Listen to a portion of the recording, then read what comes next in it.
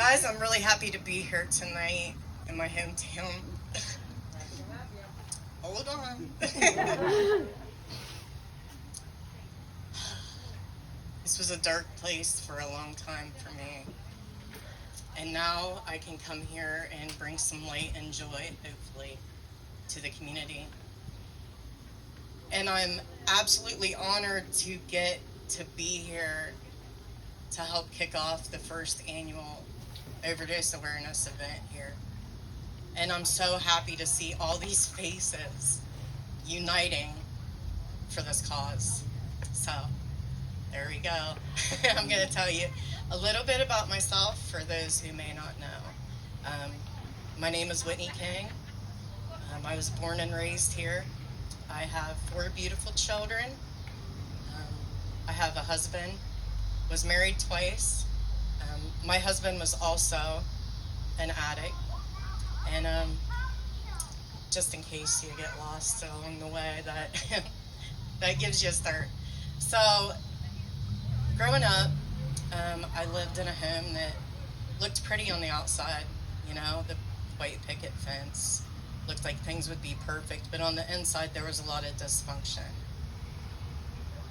When I was 6, my brother passed away, and it really changed the dynamic of the house. When I was 14, my mom passed away.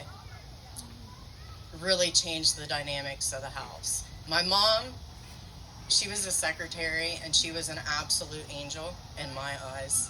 She was an amazing woman, about as close to perfect as you could get. My dad, I look back now and I feel like he did the best that he knew how to do. And he was Superman in my eyes, but he is who caused the majority of my heartache and pain.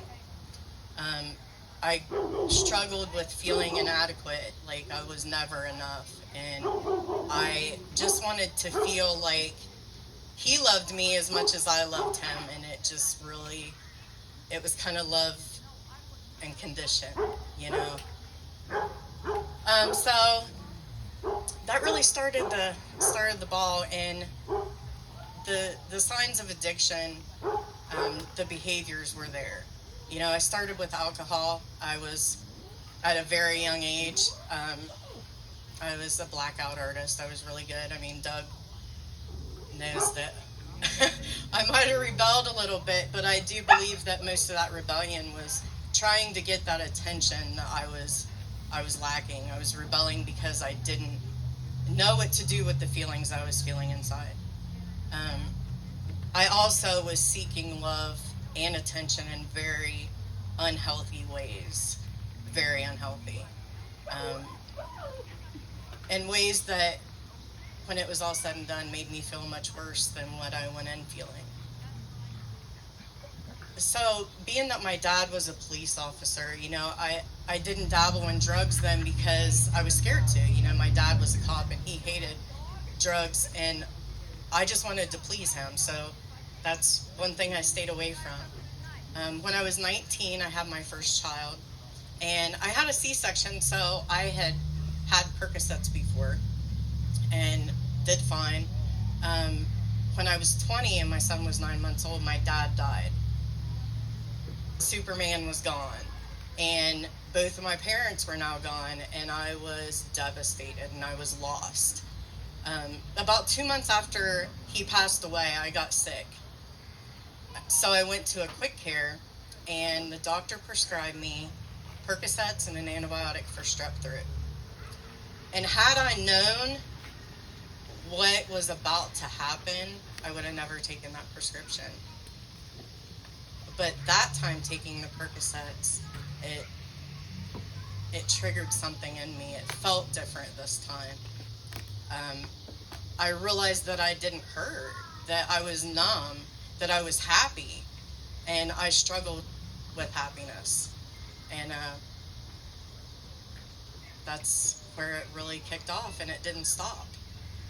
I was a very high-functioning addict for many years. My first husband had no idea that I used, no idea. And due to the fact that I was using and drinking and grieving, it destroyed our marriage. It destroyed our marriage. By the time that we separated, I did have 2 kids. I would stop using when I was pregnant. You know, I wasn't using with Nicholas. I was using Percocets before Maya and during that time. And it escalated from there. I met Danny. And he really wasn't the downfall. We fed each other. We were really good at feeding each other. And I found cocaine. And so now it was Percocets and cocaine. And things just started to escalate. With the drugs, things started becoming chaotic. Danny and I started becoming toxic. In 2015, due to a domestic that involved a gun, I lost custody of my older 2 kids to their dad. And in that time also, Danny, his world was turned upside down because his dad committed suicide and he found him. So it was an absolute whirlwind of anger and resentment and grief. So the ball kept rolling.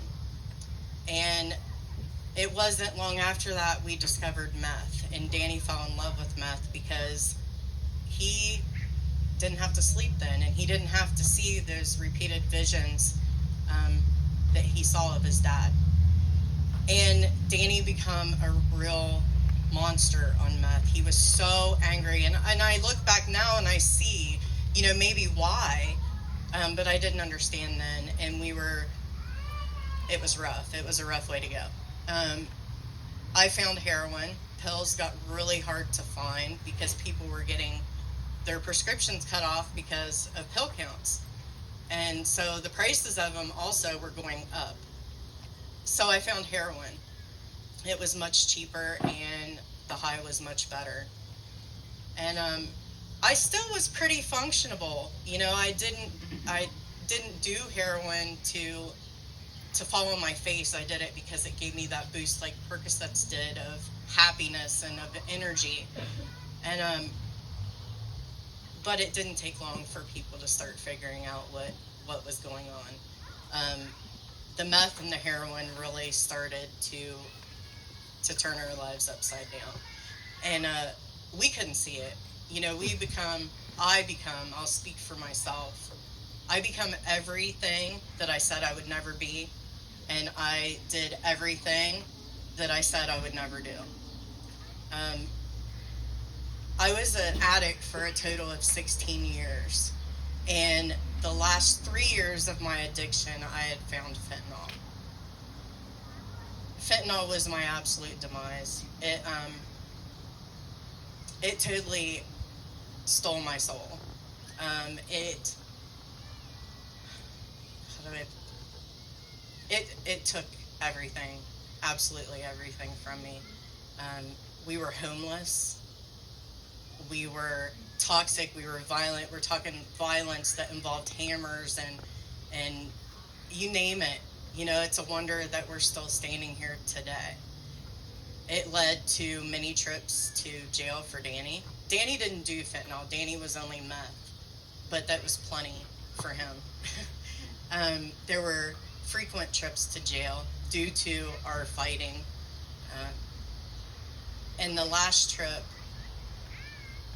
was October 7th, 2019 for him. That's his clean date.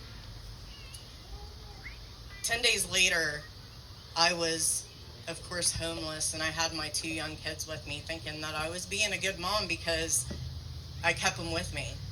I was taking care of them. You know, they were fine. And looking back, I didn't deserve to have them in my care. As soon as I started on the fentanyl, I did not, even before that, but really when I discovered fentanyl, I did not deserve to have my children in my care. They saw things and went through things that no child should have to. But 10 days after Danny was arrested for the final time, I got picked up on misdemeanor warrants. And Danny's incarcerated. I'm now in jail. Where were the kids going to go? Well, at this time, family was done. Absolutely done. And the crazy thing is that it was like karma kind of got me that day.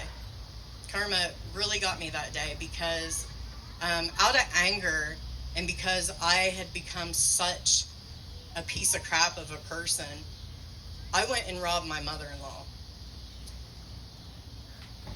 And I went and bought a large amount of drugs that day. So that night when I got arrested, that was kind of my karma. I went to jail with drugs, and I caused 4 overdoses, including myself, that day. And I went in on misdemeanor warrants, and I come out with 3 felonies and my children in foster care because our family was done with us. They were done.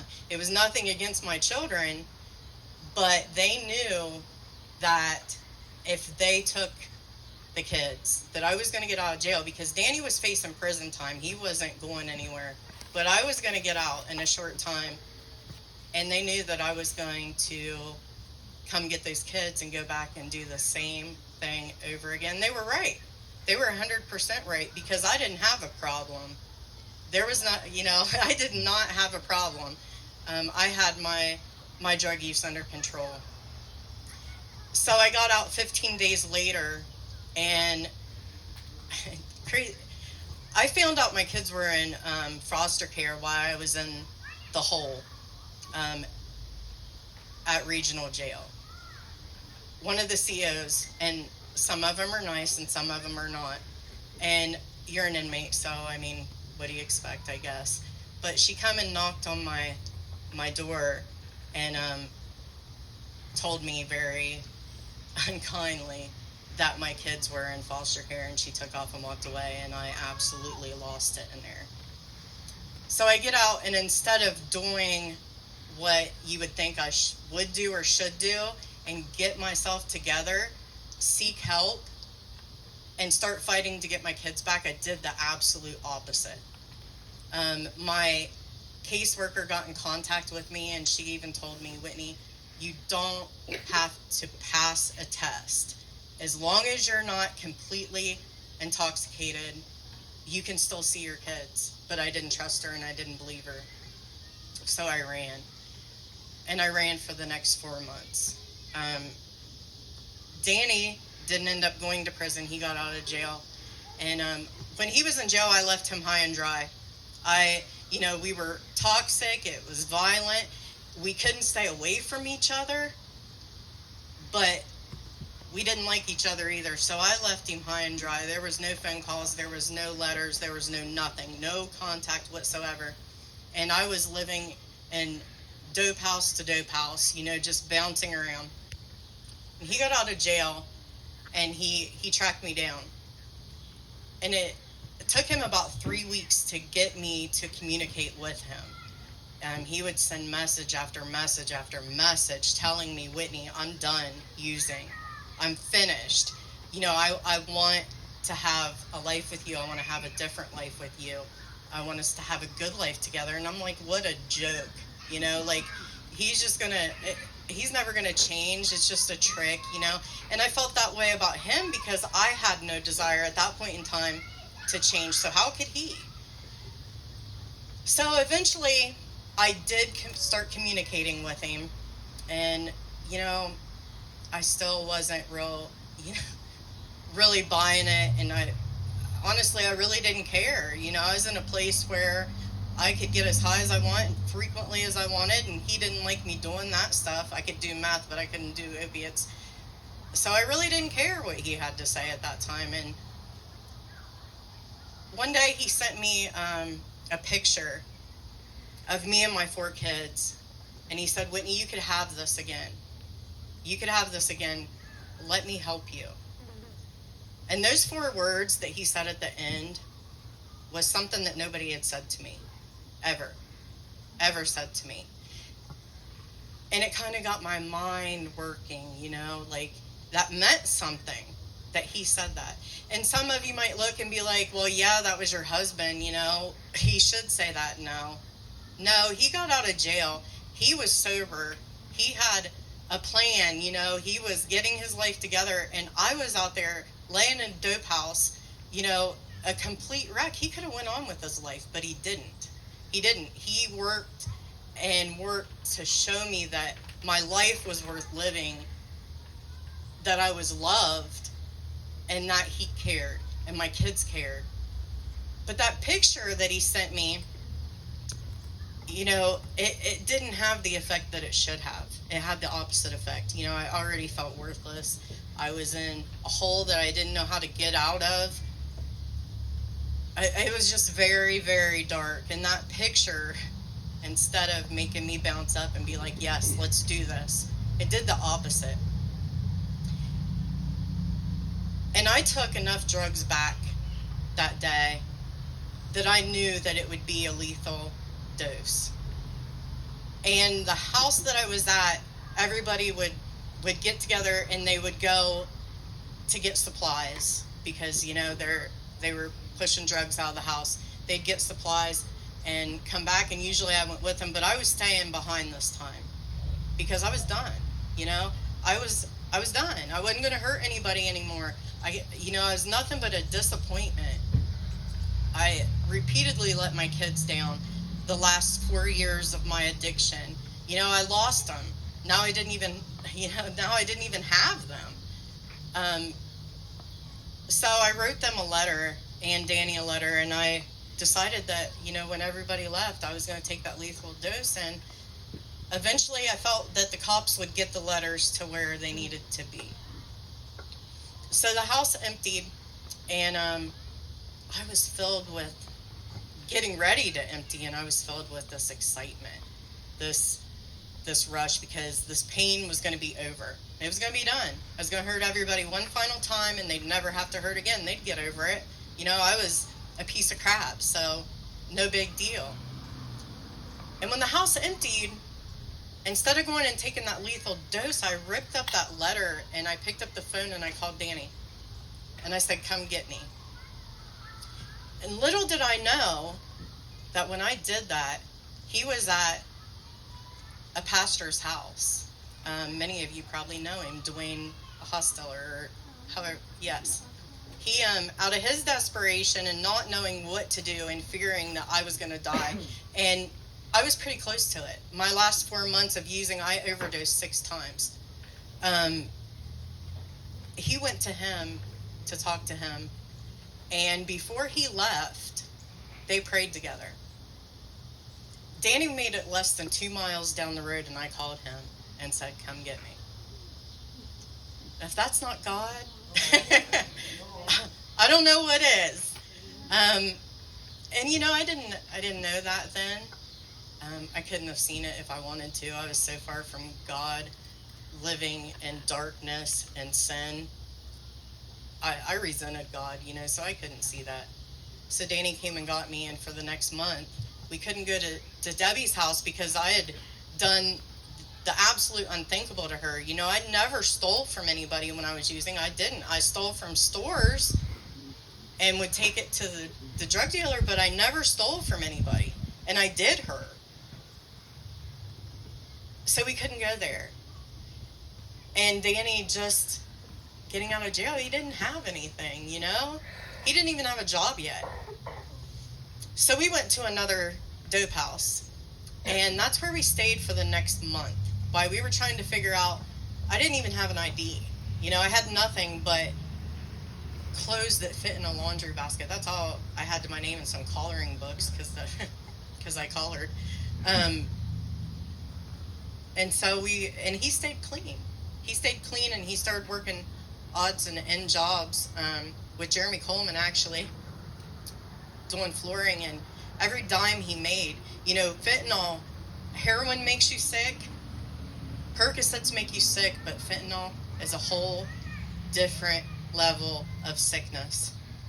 And as much as he hated it, he spent every single dime that he made to keep me well until we could figure something out. And we really didn't know what we were doing. I was willing to get clean now. I didn't have insurance. We'd call places. We just didn't really know what to do, but we were trying. And during this time, this month, he was seeing the kids in supervised visits. As soon as he got out of jail, he was doing what a parent should do and was working to see the kids. And of course, the caseworkers are like, where's Whitney? Where's Whitney at? I don't know. He lied for me and covered for me. And, the kids would ask where I was, and he'd tell them that I was sick. And finally, he had enough of that. And he come to me and he said, I'm done. I'm done. You're going to go see them tomorrow. Like, I'm finished with this. I'm not lying for you anymore. If you ever want to see these kids again, you got to go. So I was petrified and scared. And he told me, he said they promised that there would be no cops, you could trust them. So I did. I went, and Megan was actually who I sat with, and I had to take a drug test, and that didn't go so well. And she asked me if I wanted help, and I said yes. And she picked up the phone, and she made a call to Clearview in New Lexington.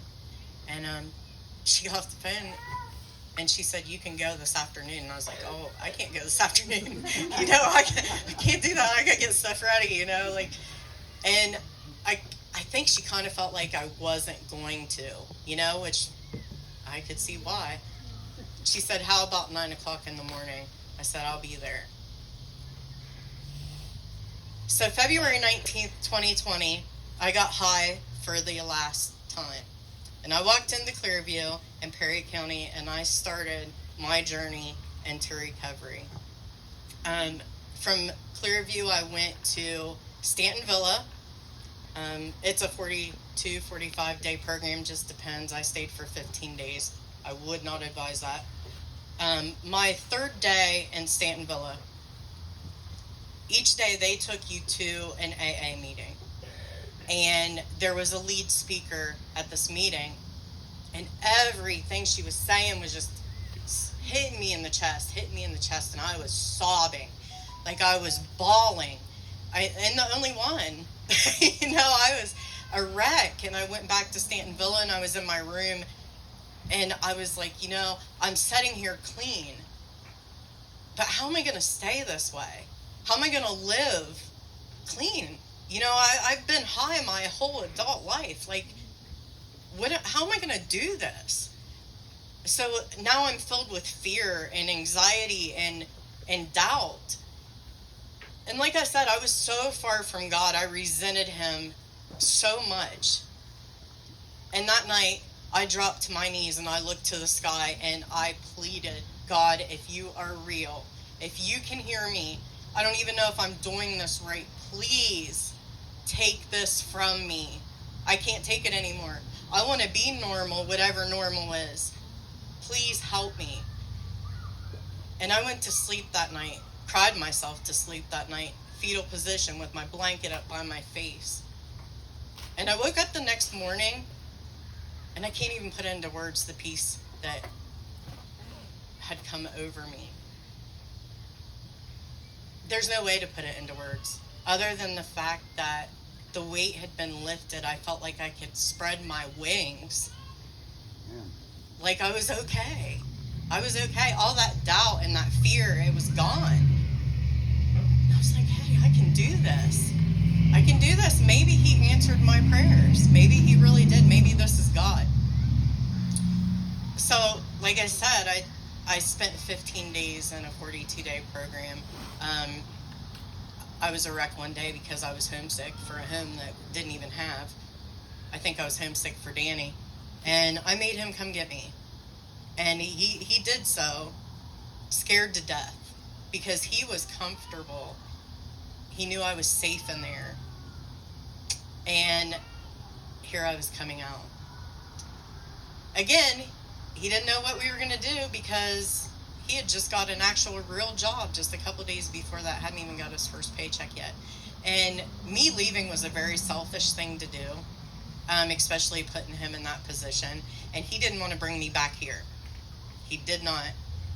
And still yet couldn't. He didn't even want his mom to know that I was out of treatment, didn't want her to know. So we come back and got his clothes, and we took off to Columbus. It was 10 o'clock at night. And we went to a hotel, and that's where we stayed for a while. But I didn't look back. I told him I wouldn't disappoint him. I wasn't going to lay him down, because I'm not going to say that God healed me, because I'll never become that comfortable in my recovery. But if you were to say, can't let that come out of my mouth though, because,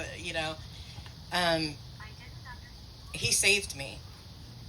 God saved me, and my willingness to change. He gave me the strength. He gave me the will to live again.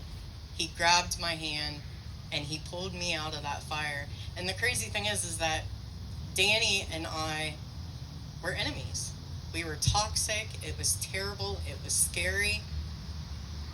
And he used Danny to bring me out of the pit. He turned around and he used Danny to bring me out of the pit and then restored us fully. Danny today is my absolute best friend. Absolute best friend. And not only did he restore us, he restored all of me and my family. Like Debbie, she's amazing. Like I couldn't have a better mother-in-law. She forgave me, and I'm really lucky for that. And we got our kids back. It took 11 months altogether, and that's with 4 months of me running. It was quite difficult because it was during COVID. So the only visitations we could get were through video. And I was grateful for that, but man, that was hard. It was really hard. So when I got to see him at that park right over there for the first time, it was a total of 8 months that I went without getting to touch my kids. It was hard. It was really hard. And the fight wasn't over. We really had to prove ourselves, and we did. It was the best day of our lives when we got to bring those kids home and know that our family was complete again. My older two, my kids have been so resilient when it comes to my addiction and my recovery. Like I am so blessed. Like God has showered me over and over again with blessings once I surrendered completely my life to him. God is who brought me to where I'm at today, and I will continue to lean on him. And I got something I want to share with you guys.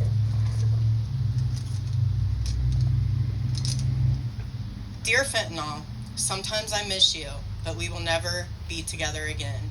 You cost me everything and everyone I loved, stole my soul, and nearly took my life. When I said goodbye, it was goodbye for good. I'm thankful that I made it out and my life has been restored. What and who you took, I've got back. I defeated you. I won. Yes,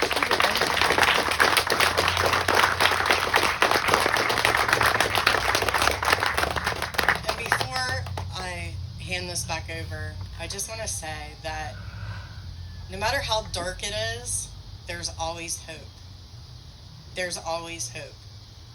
So don't give up. Don't give up on your loved one. Don't give up on yourself. Hang in there. Our lives matter, and we're not throwaway. And everything can change at the snap of a finger, and I'm living proof of that.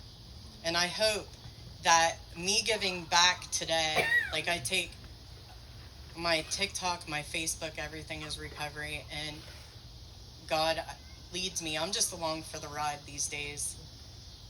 And I hope that I'm able to at least touch one life, at least show one family that there is hope. Maybe inspire one addict to say, hey, I can do this. Hopefully. And if I'm able to do that, then I'm doing something. Just one person. I thank you guys.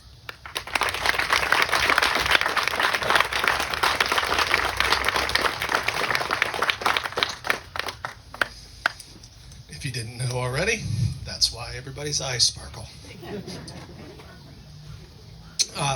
The next person is Cody.